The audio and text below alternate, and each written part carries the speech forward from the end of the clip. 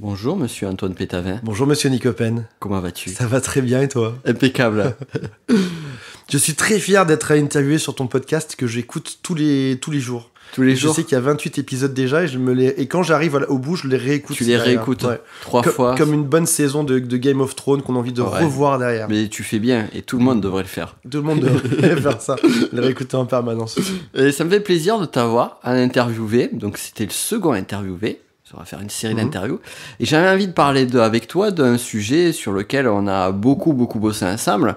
Et justement, c'est le fait d'avoir travaillé ensemble qui nous a permis d'avancer de façon, on va dire, assez fulgurante en 2018. Et donc, justement, de cette association, entre guillemets, cette association d'idées, cette association de travail. Et je voulais qu'on échange, qu'on aborde sur ce sujet-là plus en détail. Eh ben, excellente idée. Je pense qu'en plus, ça va intéresser les gens de savoir... par où on est passé. Alors dit comme ça a pas l'air très sexy de parler d'une collaboration, mais en vrai, ça a été une histoire digne d'un des meilleurs films d'action ou d'intrigue ou de rebondissement. Oui. Et j'espère qu'on va réussir à retranscrire à l'audio une histoire dingue en vrai. Une histoire dingue. De deux personnes qui s'associent, qui partent de rien pour arriver à un truc qui change la vie derrière. Tu te rappelles comment ça a commencé ? J'en ai aucun souvenir. Ça a commencé, moi je me rappelle extrêmement bien. Ça a commencé d'un coup de fil.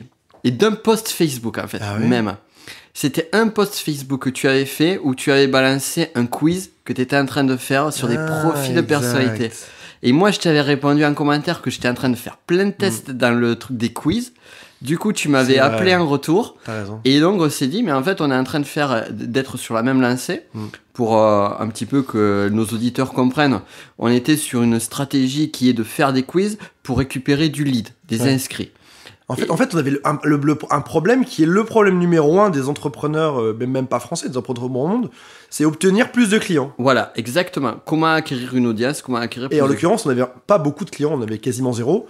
Et on cherchait à tout prix à trouver une méthode qui coûtait pas des fortunes pour arriver à choper du client. Et ça avait bien marché en termes de lead, en termes de prospects. Parce que, si tu te rappelles, on avait du 11 centimes. La toute première invention a été... et qu'on a eu en même temps avec Nico, ça a été de créer des quiz. Et pour avoir le résultat, il fallait saisir son email. Et on s'est dit, si on crée des quiz, on aura forcément des tonnes de gens. Et ces gens-là, on va leur proposer nos produits derrière. On n'avait pas pensé à 2-3 variables à l'époque. Donc, il y a un an de ça, on n'avait pas pensé à 2-3 choses. La première, c'était que quand tu as une cible qui n'est pas... quand tu chopes des emails qui sont pas ciblés, derrière, ils n'achètent pas tes produits. C'est ça. Parce qu'ils sont pas venus pour ça, en fait, à la base. Ouais. Et en plus, ça te consomme de la bande passante, des ressources. T'as un volume de fou à gérer. Tu te rappelles quand j'avais fait aussi le truc où j'avais rajouté un service pour gérer les bonds, les machins, les ceci, les cela. Et donc, du coup, on s'est dit, c'est toi qui es le premier à dire, mais c'est pas forcément une bonne idée. Et t'étais parti sur la dynamique qui était radicalement opposée, qui était, plutôt que d'avoir une masse de prospects, autant avoir directement des clients. Et c'est là qu'est venu le fameux... Le fameux... Bah, chez moi, ça s'appelle le petit produit magique. Le petit produit magique. Voilà. Il a tous de joie. Dis-moi que tu peux le couper au montage. Je ne le couperai pas au montage. On coupe rien au montage. On ne coupe rien au montage. On est le plus naturel possible.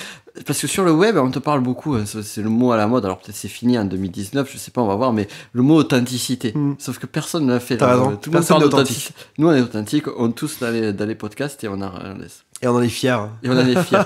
Et je vais dire des conneries. Le deuxième test, et encore une fois, les gens qui écoutent ça doivent se dire c'est juste deux mecs qui testent, qui s'auto-félicitent d'un machin qui sont réussis ou pas.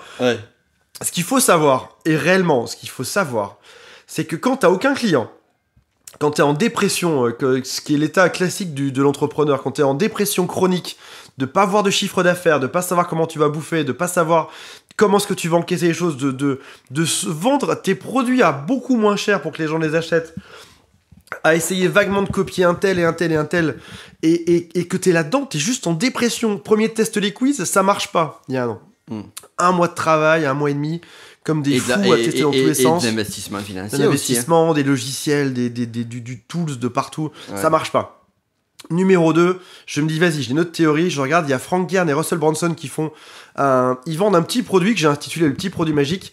Et ce petit produit, le concept est le suivant, c'est ne propose pas un cadeau gratuit aux gens qui s'inscrivent sur ta liste, vends-leur quelque chose qui vaut un peu moins de 10 euros. Et je me dis, et j'en parle à des amis, ils me disent tous c'est impossible, ça marchera jamais, laisse tomber, c'est une mauvaise idée. Et je me dis, si ça se trouve, le marché français est prêt, il est mûr pour ça. Et je le lance, et au final, les résultats sont bons. Je lance une campagne de pub pour 100 € et je récupère 120 €. Et je me dis, waouh, j'ai réussi à choper dans ma liste quelques clients. Ça m'a rapporté un peu d'argent. Et en plus, j'ai des prospects qui sont ultra chauds. J'ai des gens qui ont déjà lu un petit e-book, vu une petite vidéo, etc. Et c'est des gens qui, a priori, vont vouloir bosser avec moi après ça par la suite. Et je me rappelle quand tu m'as dit ça au début, je me suis dit, putain, mais en fait, c'est génial, c'est exactement tout ce que je voulais faire parce que perso, tu vois, récupérer du prospect et puis attendre 1 jour, 2 jours, 3 jours pour savoir si c'était rentable. Et là, me dire, mais voilà, au moins, tu mets de l'argent sur la table, t'as un client directement, tu sais si c'est rentable, si c'est pas rentable. Je dis, putain, mais c'est exactement ce qu'il me faut. Donc, du coup, je crois que c'était 15 jours après, 15 jours, 3 semaines après, j'ai fait la même stratégie. Donc, j'ai dupliqué ta stratégie sur la partie dev perso et connaissance de soi, plus particulièrement. Ça a marché. Et de là, en fait, on est parti là-dessus. D'ailleurs, la stratégie petit produit magique, je mettrai un lien juste en dessous du podcast sur ton produit. Comme ça, au moins, les personnes pourront voir plus en détail. Génial. Et ce qui est génial, c'est ce qui s'est passé déjà sur les quiz en particulier, et ce qui s'est passé après ça. C'est qu'en fait, à chaque fois, on testait des trucs. L'un testait un truc, l'autre testait derrière. Et après, on implémentait, on échangeait. À deux cerveaux, on a été plus vite et plus loin. Ouais, complètement. Parce que l'un des idées, il les teste. Des fois, elles sont bonnes, des fois, elles sont mauvaises, etc. C'est ça. Tu te rappelles quand il y avait un autre truc, quand je t'ai dit, tiens, ça serait intéressant de mettre 2 offres sur le petit produit. Et donc, je teste le truc, puis je vois que ça marche. Toi, tu mets derrière, donc ça fonctionne. Puis après, essayer de voir si on peut tirer un petit peu plus haut. Puis après, je te dis, on pourrait essayer avec les 3 produits, la grille de 3 produits. Tu fais le test. Ça marche pas, j'ai même pas eu le temps d'essayer parce que t'as essuyé les plâtres avant moi. Et réciproquement. Écoute, il y a quelque chose que je t'ai jamais avoué. Là, tu as vu Batman saison 1, c'était le quiz. Épisode 1, c'est le quiz. Épisode 2, c'était le petit produit magique. Ouais. Mais il y a eu Batman The Beginning, The Origins. Ouais. Il y a quelques mois avant qu'on parle de tout ça, qu'on bosse ensemble, j'avais testé autre chose. Ouais. La pire catastrophe de ma vie, je vais juste vous le dévoiler dans cette aujourd'hui parce que j'en parlerai plus jamais de ma vie. Je connais même pas. J'avais mis une pub Facebook. Ouais. Et j'avais marqué 5 € par jour. Et dedans, dans cette pub, je disais, cliquez ici, je vous offre un audit gratuit pour votre site web ou pour votre marketing, etc. Ouais. Les gens complétaient et je les appelais tous un à un, comme un chinois. Je sais pas si en 2019, on peut plus dire cette expression, c'est devenu ultra raciste. Il faut plus offenser personne en 2019. Je mets ça et le lendemain, je suis tout content de moi. Je vois 100 personnes inscrites dans mon audit gratuit. Sachant que derrière, c'est un boulot de fou, faut tous les rappeler, leur proposer des machins, etc. Et je me rends compte qu'en fait, j'ai pas dépensé 5 € par jour, j'ai dépensé 500 € par jour, malheureusement, dans ma campagne Facebook. Je me suis trompé, j'ai pas mis la virgule, j'ai pas marqué 5,00, j'ai marqué 500. Donc en gros, j'avais dépensé 1500 € pour obtenir ces leads qui étaient absolument pas qualifiés. J'avais tout, j'avais des gens du Nigeria que j'adore au passage, des gens qui étaient pas du tout dans ce business-là, des gens qui n'avaient rien à voir avec moi. Et je me suis dit, mais je suis foutu, j'ai 1500 balles qui viennent de partir en pub en 3 jours. Il faut que je les amortisse. Et je me revois en train d'appeler tous ces gens, leur proposer mes services. C'était de la consultation, des trucs done for you. En plus, c'était pas cher. C'était 1 mois de travail pour eux, quasiment pour 1000 €, 2000 €, ce qui est rien. On s'entend. Ouais. J'aurais bossé au McDo, honnêtement, j'étais plus rentable que ça, quoi. Et les gens qui baissaient les prix, ils font non, désolé, j'ai pas 1000 €, par contre, je peux vous donner 100 € si vous voulez pour que vous bossiez 1 mois pour moi, etc. Et je me revois en train de faire des prestations les plus merdiques les unes que les autres. Oh putain. En me disant, mais il faut que j'automatise. En est venu les quiz derrière où j'ai essayé d'automatiser. Et le petit produit magique, la révélation. Ouais. J'avais plus à décrocher mon téléphone, j'avais plus à me faire chier avec des prestations merdiques. J'avais simplement des gens qui kiffaient mes produits numériques. C'est ça. En illimité. Ouais. Ah, c'est intéressant, je la connaissais pas cette histoire. J'en parle, j'ai honte, j'en parle juste. Non, mais c'est bien parce que c'est des tests. Et en fait, je pense que c'est vraiment ça la synthèse de tout ça. C'est que on pourrait croire quand on écoute ce podcast que finalement le succès c'est de faire un petit produit magique. Mais pas. En fait, c'est pas ça le truc. Le truc, c'est de trouver un système, de mettre en place des choses, de tester, voir, améliorer, et ainsi de suite. Puisque je vois le système avec des webinaires, je discutais encore avec un collègue infopreneur, ça marche encore aujourd'hui. L'acquisition de leads, ça marche encore aujourd'hui. Nous, on a une stratégie qui nous va bien, qui fonctionne bien, si tu as d'autres choses intelligentes aussi après à proposer. Donc vraiment, il y a ça. Mais au-delà de ça, ce qui est vraiment la force, c'est ce travail conjoint, quoi. Ouais. Moi, je trouve que c'est vraiment ça, quoi. Alors, vendre un produit à moins de 10 euros, avec le recul aujourd'hui, je vais vous dire dans quel cas ça fonctionne, dans quel cas ça fonctionne pas. Et je suis pas sûr que tu le saches au passage. Non. Je dis ça, mais je sais que tu sais tout. Je fais juste un peu genre pour avoir l'air un peu super. Genre, tu fais un peu pour avoir l'air un peu intelligent pendant 2 minutes. Alors qu'il le sait très bien, mais il a le rôle de l'intervieweur, il est censé faire le naïf dedans. Ah non, je ne sais pas, dites-moi, très cher. Dis-nous, Antoine, comment ça fonctionne. Je travaille sur un autre sujet qui est une méthode pour arrêter de fumer.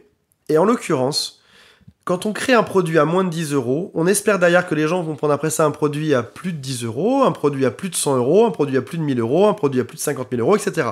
On crée une relation à long terme avec quelqu'un pour l'aider dans une problématique à long terme. Je vous donne un contre-exemple typique, arrêter de fumer.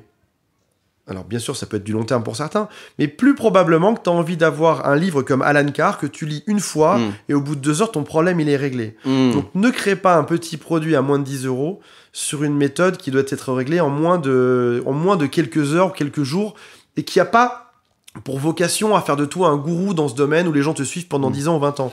Si jamais j'ai des gens qui me suivent parce que alors c'est pas moi en l'occurrence qui suis mis en avant dans ce produit-là, c'est une autre personne qui s'appelle Karine Simon, je t'en reparle. Et en l'occurrence, les gens, j'ai essayé de reproduire un petit produit magique pour elle, mais les gens sont pas intéressés. Ce qu'ils veulent, eux, ils sont prêts à payer plus cher. Ce qu'ils veulent, eux, c'est une réponse immédiate. Ouais. Donc ils sont prêts à payer 50 euros, 100 euros, 200 euros, mais aujourd'hui, ils n'ont pas envie d'attendre 6 mois pour le truc. D'accord. Ça me fait penser un peu à la méthodologie qu'avait mis en place un confrère infopreneur qu'on connaît bien, Simon Caporosi, qui justement avait ce type de méthode-là où ça répondait à un besoin immédiat. Ouais. Et sur je récupère mon ex, qui est donc ton autre activité, est-ce que le petit produit magique pourrait marcher ? On a une formule qui est un peu équivalente, On a une formule qui est un peu équivalente. Qui va durer. Alors là, encore une fois, si jamais je mets 10 ans à récupérer ton ex, je sais que je suis pas très bon. Mais une formule sur 2-3 mois. Qui est un peu plus long. Ouais. Intéressant. Et c'est marrant parce qu'au final, quand il y a plein de gens qui sont aujourd'hui dans le web marketing et qui te disent la bonne solution c'est de faire ça, la bonne solution c'est de faire ça. En vrai, si t'as pas déjà coaché une dizaine ou une trentaine de personnes, tu peux vite te tromper à pas savoir. Ça me fait penser à un autre sujet, par exemple, typiquement. Est-ce que tu devrais faire de la pub sur Facebook ou sur Google AdWords ? Les experts en AdWords vont dire AdWords, les experts en Facebook vont dire Facebook. Mais en vrai, certains cas de figure sont bons pour toi, d'autres pas. Par exemple, est-ce que ton sujet, on le tape dans Google quand on en a besoin ? Typiquement, arrêter de fumer. Moi, j'ai jamais tapé de ma vie arrêter de fumer, pourtant je fume. Et en effet, les campagnes pour arrêter de fumer marchent beaucoup mieux sur Facebook que sur AdWords. Tu vois une pub, tu te dis ah ouais c'est vrai, faut que j'arrête de fumer, tu cliques dessus. Le e-commerce, ça marche mieux aussi dans Facebook que sur AdWords. Le e-commerce, on te crée un besoin. Alors que dans AdWords, t'as un problème qui est déjà là. Et ce qui est intéressant sur le e-commerce, en plus, c'est que c'est, entre guillemets, de l'entertainment, on va dire. C'est-à-dire que, Facebook, en tant que tel. Donc, t'es là pour faire des trucs cool, des trucs sympas, et à un moment donné, tu vois des mugs, moi, c'est l'image que j'ai du e-commerce, peut-être que je me trompe, c'est pas mon domaine, mais tu vois des mugs Game of Thrones, tu te dis, putain, je veux un exactement. Mug alors que tu n'aurais jamais tapé. Exactement.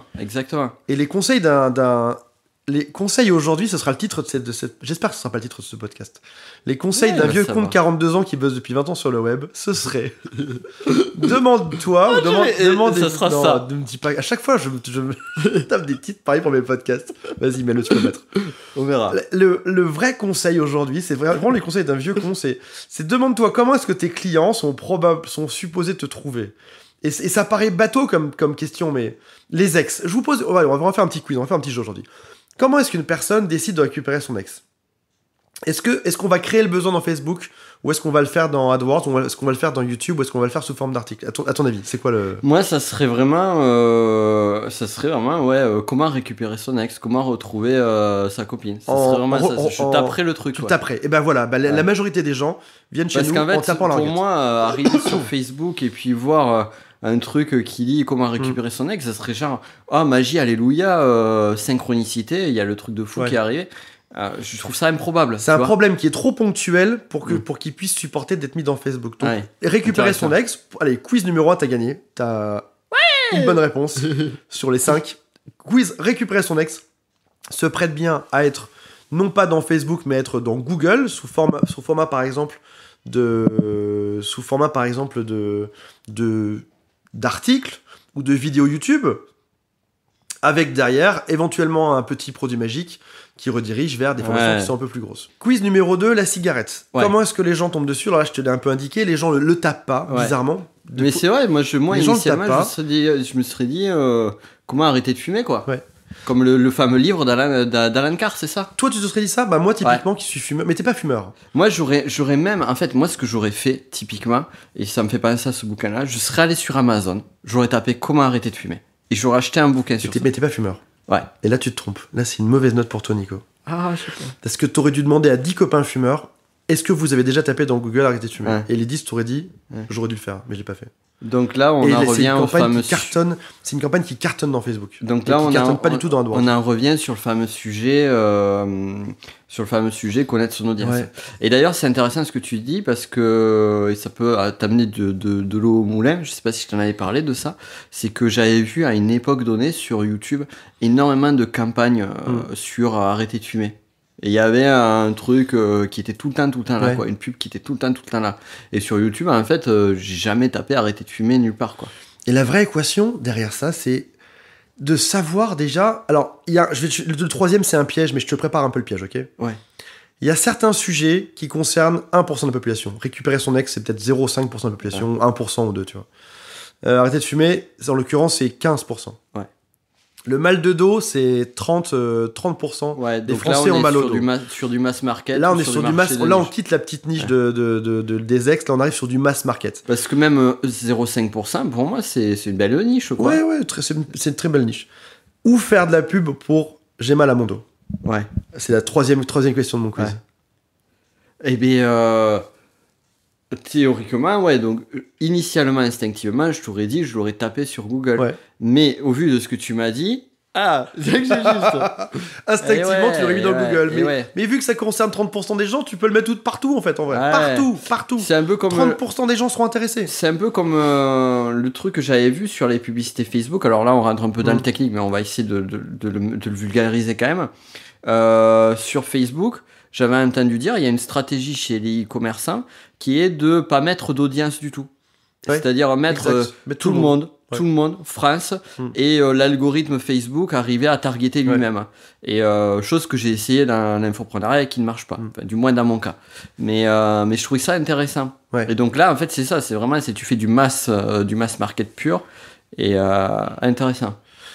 Là, j'accompagne un auteur qui est passé numéro 1 des ventes chez Cultura, et bientôt la Fnac, j'espère aussi. C'est là. Où est-ce qu'on a trouvé son audience? Un livre, c'est compliqué. Alors, au début, on mettait les gens qui aiment lire dans les centres d'intérêt Facebook, etc.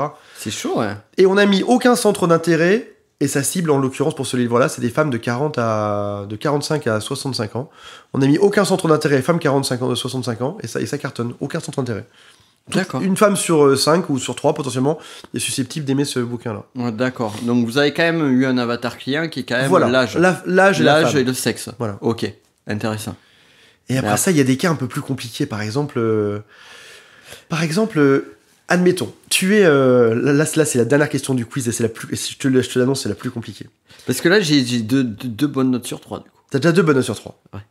Tu as une chance de te rattraper pour avoir un très bien. Le quiz final. Le quiz final. C'est le plus compliqué.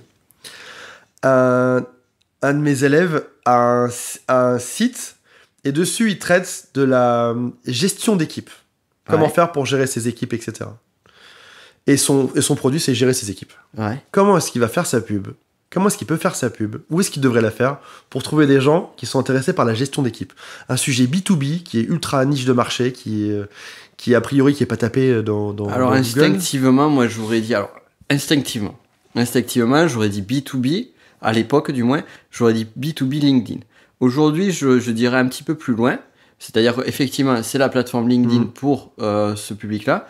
Mais je pars du principe que même si c'est un marché B2B, le gars, il rentre chez lui le soir et il regarde Facebook et il fait ces trucs-là.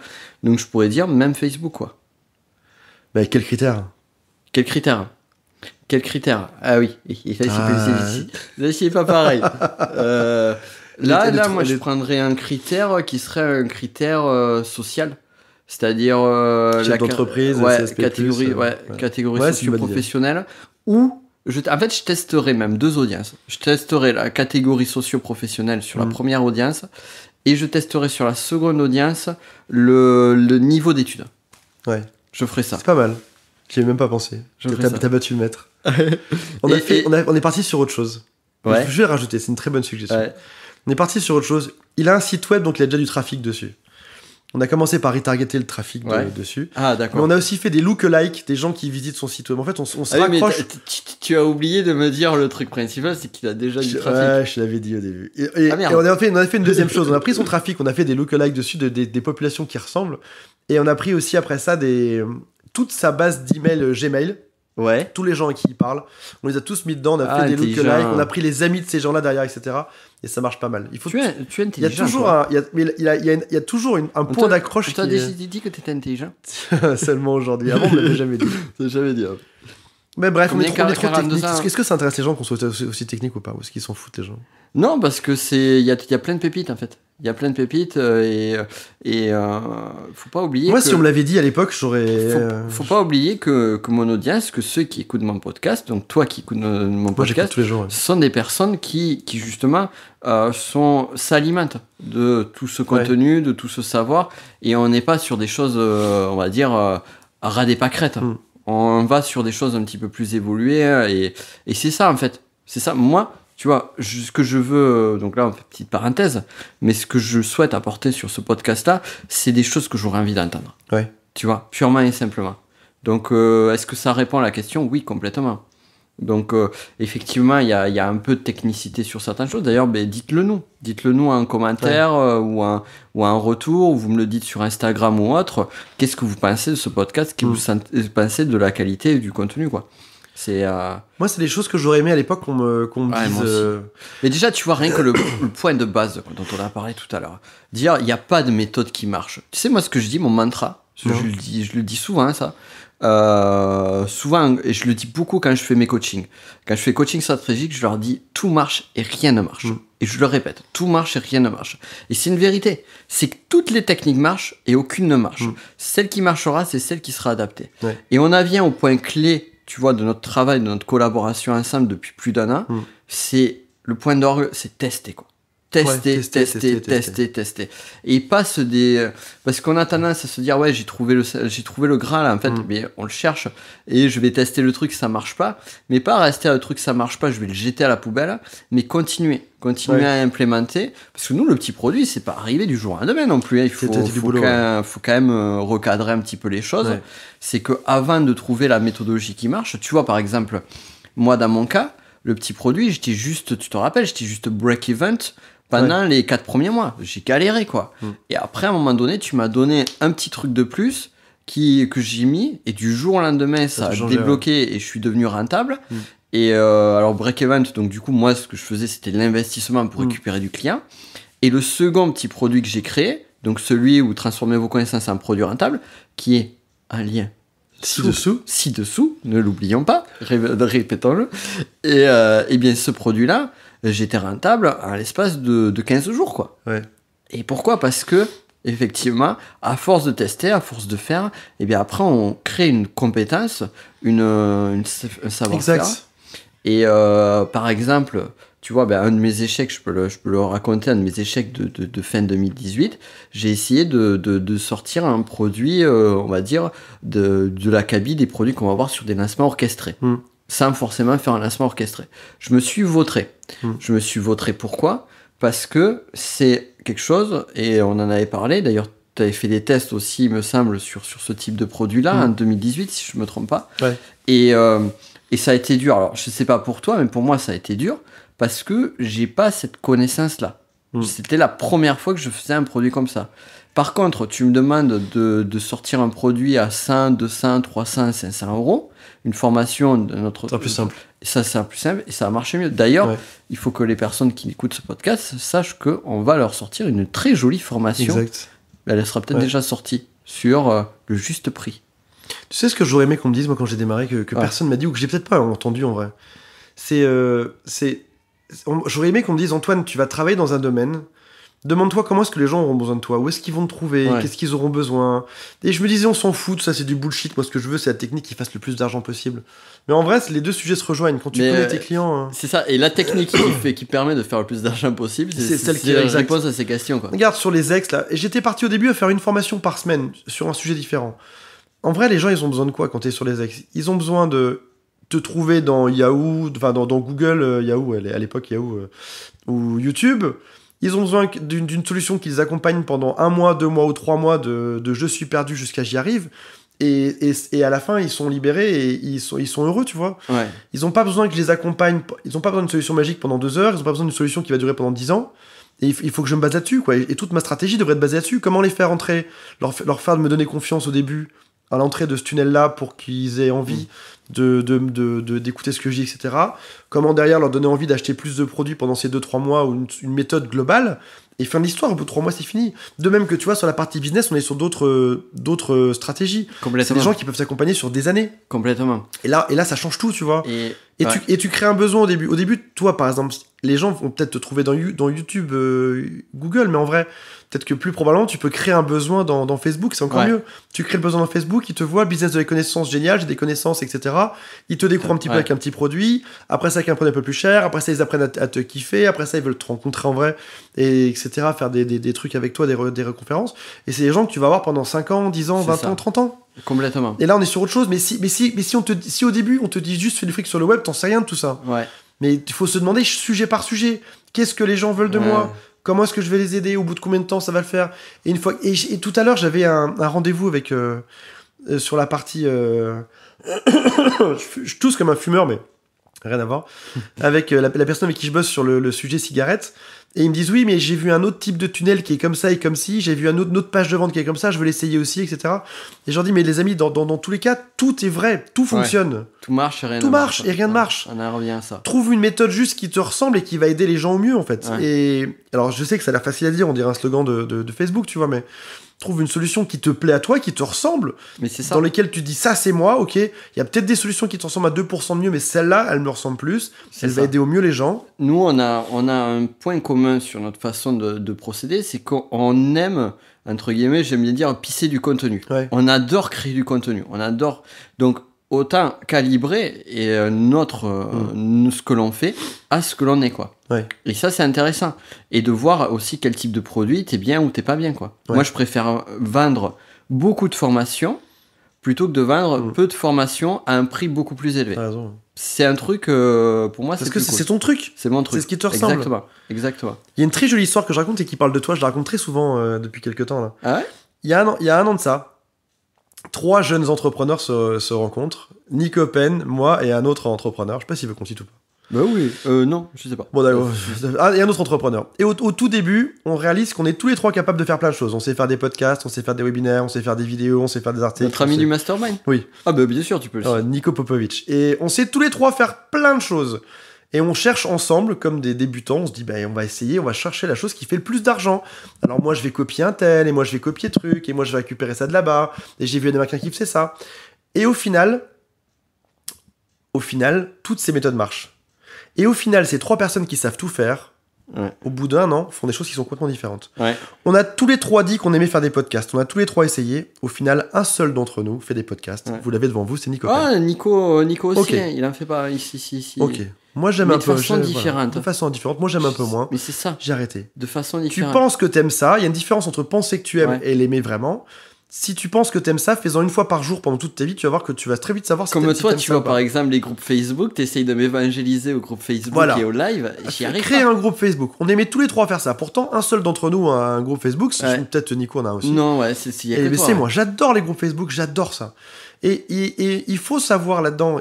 Et c'est marrant parce que tu as un public qui est unique, qui a un besoin qui est unique, qui est par exemple sur la cigarette, c'est pas le même que sur le business, on l'a vu, que sur le fait de gérer ses équipes, que sur le fait de ci et de ça, c'est des besoins qui sont tous différents, que sur le mal de dos, c'est des besoins qui sont tous différents. T'as un public qui est unique, et toi, t'as une force qui est unique. Et au début, quand tu te lances, tu connais ni tes forces, ni ton public, clairement. Et le truc, c'est que pour apprendre à se connaître, il faut essayer, t'essayes, jusqu'à ce que tu découvres ce que tu kiffes vraiment faire. Je pense à Antoine BM qui, lui, il a découvert qu'il kiffait faire un email par jour et c'est tout. Il aime plus faire des vidéos, il s'en fout. Maintenant, ce qu'il veut, c'est faire un email par jour. Il adore ça. Il s'est lancé dedans. Il fait que ça. Il fait rien d'autre. Il pourrait faire des vidéos, il pourrait en refaire, il pourrait faire des podcasts, il pourrait tout refaire. Mais il aime faire en ce moment que des emails. Nico, il aime faire des choses. Moi, j'aimerais en faire d'autres. Moi, à ce moment-là, c'est les podcasts, je kiffe ça. Et voilà. Et Instagram, j'adore ça. Donc, il faut se connaître, essayer. Ouais. Et puis faire en sorte aussi de valider que ce soit un lien avec le marché. Tu vois, il y a 2 ans en arrière, 2-3 ans en arrière, j'ai fait à fond du Snapchat. Ouais. Je faisais une story tous les jours. J'ai pas manqué un jour. Tu me dis que c'était pour que les filles t'envoient leur sein en photo. Ouais, effectivement, mais ça fallait pas le dire. Ah merde. Mais plus sérieusement. C'est faux. Plus sérieusement. Nico est marié. Plus sérieusement, le Snapchat, je kiffais le faire. Par contre, j'avais pas mon public là, quoi. J'ai réussi à amener du public de mon audience qui allait dessus, qui me suivait, mais c'était pas là. Donc, je pense qu'il faut aussi trouver le bon support. On en revient à ce qu'on disait tout à l'heure. Tu vas faire soit du AdWords, soit du Facebook Ads, selon effectivement la technique, le support, la tendance et compagnie. Mais après, on sous-estime la liberté de choix de format que l'on peut avoir. Vraiment sous-estime. Et le format de la richesse pour 2019, c'est en vrai, c'est soit toi dans les choses que tu kiffes faire, et aide les gens dans les choses qu'ils cherchent. Ouais, parce que plutôt que faire dans la violence, c'est pas possible, c'est ingérable. Moi, je le sais, et je le dis, faire un lancement orchestré, pour moi, mais c'est hyper anxiogène. Mais c'est anxiogène. Ouais. Et comme je te le disais, moi, j'ai pas payé pour ça. Quand je suis devenu infopreneur, j'ai pas payé pour vivre ça. Je dis pas que ça marche pas, bien évidemment, ça marche très bien encore aujourd'hui. Mais moi, je veux pas subir, entre guillemets, le stress et la difficulté, le travail, et tout miser sur un coup dans l'année ou 2 fois par an. Je veux pas. L'argent va là où il y a le plus d'énergie. Ouais. Crée là où toi, tu as le plus d'énergie, où tes clients ont le plus d'énergie. L'argent va là où il y a le plus d'énergie. Crée-toi un environnement où toi, tu es dans ton énergie maximale, tes clients sont dans leur énergie maximale, et tu peux être sûr que l'argent va couler à flot derrière. C'est brillant. On sait... je récupère mon ex.com, on a changé de stratégie, on s'est mis dans des stratégies qui sont pas vraiment nous, qui ne ressemblent pas, etc. On a dit on va revenir à des choses qu'on connaît, et bizarrement on s'est dit où on est pépère. Ouais. On fait plus d'argent en étant pépère parce qu'on kiffe ce format-là, parce qu'on est heureux dedans, que qu'en se travestissant, on a essayé des formats qui ne nous ressemblent pas. Ouais, mais je suis entièrement d'accord avec toi. C'est plus tu vas dans ce qui est facile, et mieux ça va marcher. Après, sans forcément faire quelque chose, entre guillemets, de crétin, c'est-à-dire aller dans quelque chose qui est facile, mais pas se remettre en question, c'est tester, comme on a dit, c'est trouver quelque chose qui nous correspond, trouver quelque chose qui correspond à notre cible, à notre audience, à la tendance, au mode de fonctionnement de l'audience, et après, tester, améliorer. Nous, on s'éclate tous les deux avec le petit produit. On s'éclate. Moi, c'est notre truc, c'est notre truc. J'adore ça. Ouais. On adore ça. Et il y en a, moi, c'est pareil pour toi, tu sais, on en parle à des confrères infopreneurs, mais ils se disent, mais what the fuck, quoi. What the fuck. Donc voilà. Allez, on va arriver sur la dernière question. Allez, vas-y. La dernière question, c'est où est-ce que tu te vois dans 10 ans? Écoute, c'est marrant. Tu sais qu'on a 2 types de cerveaux. On a le cerveau, le cerveau ancestral, le reptilien, etc. Les cerveaux les plus évolués. Ou le conscient et l'inconscient, selon Freud. Une partie de mon cerveau m'imagine sur une plage avec des margaritas à la main et une paille. Et un petit éventail au-dessus de mon cocktail, un petit perroquet au-dessus de mon cocktail, un truc un peu sympa. Comme au Nouvel An, un petit perroquet là. Ouais. Dans une vie très simple, au passage. Petite baraque à la plage, très simple, dans un endroit où il fait chaud. Et l'autre partie de moi me dit que j'arriverai jamais à lâcher ce boulot parce que j'adore. Et je suis un peu entre les deux. Et pourquoi pas faire ce boulot Probablement. À cet endroit-là, tout simplement. Probablement faire ce boulot-là dans cet endroit-là. Probablement. Tout simplement. Ouais, c'est pas mal. Ça me plaît bien. Et toi, tu te vois où dans 5-10 ans? Moi, dans 10 ans, dans 5-10 ans, c'est une bonne question. C'est bien de... Tu poses des bonnes questions, dis donc. Alors, moi, je me vois encore dans le business de l'infoprenariat. J'ai déjà le step d'après. Je vois aussi que j'ai écrit quelques bouquins. Donc, j'ai une vision qui est assez claire. Qui est, on va dire, la même chose en plus grand. La même chose en plus grand, en plus étendu. Et en termes de style de vie, je me vois une maison bien tranquille, dans un coin, dans un coin pépère un peu comme toi, tu sais, Okay. où on me fout la paix. Où on me fout la paix, où je suis bien ouais. Et puis bien évidemment, continuer les voyages, quoi. Continuer les voyages, ça me plaît bien, quoi. Eh ben, vas-y. C'est tout le mal que je te souhaite. On te retrouve où, maintenant? Eh ben, petit produit magique. Non, même pas, c'est produitmagique.com pour aller voir le... Il y a le lien juste en dessous. Il y a le lien juste en dessous. Et sinon, sur Facebook et Instagram, toute ma vie dessus. Cool. YouTube. Cool. Ça marche. Mais merci. Merci pour tout. Salut à tous. Merci Nico. Et à très vite. Ciao. Ciao. Et voilà, tu viens d'écouter un des épisodes de mon podcast Le business de la connaissance. Alors, si tu veux aller beaucoup plus loin et suivre l'intégralité des podcasts sur ce sujet-là, je t'invite à regarder en description de cette vidéo. Tu trouveras le lien pour pouvoir t'abonner à mon podcast Le business de la connaissance. Et ainsi, on pourra aller beaucoup plus loin ensemble. D'ici là, je te souhaite une excellente journée.